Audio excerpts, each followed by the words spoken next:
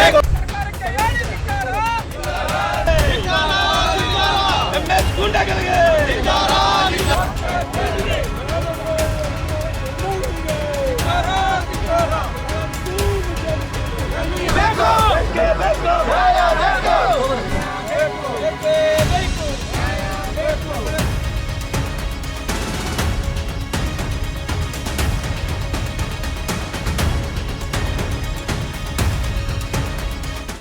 On March 22, Karnataka witnessed a statewide bandh called by Kannada to protest an alleged attack on a bus conductor in Belgavi for not speaking Marathi.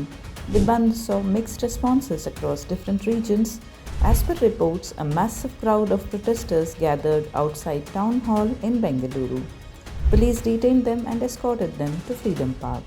In Koppal, Kannada activists stopped a Maharashtra-registered truck near the Hitnal toll in protest.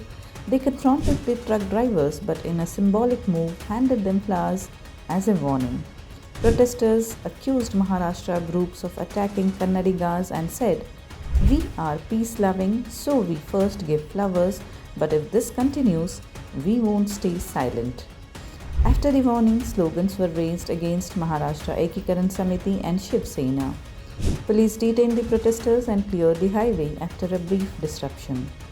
In Belgavi, Kannada Rakshana Vedike activists gathered near the guest house, waving flags and demanding a ban on Maharashtra Ekikaran Samiti. Over 100 police personnel were deployed to maintain order. In Vijaypura, the bandh had little impact. Public transport, markets and businesses operated as usual. In Kalburgi, Kannada organizations did not participate and shops and transport services functioned normally. In Hubballi, there was no support for the bandh. Buses, autos and businesses remained open and schools continued without declaring a holiday.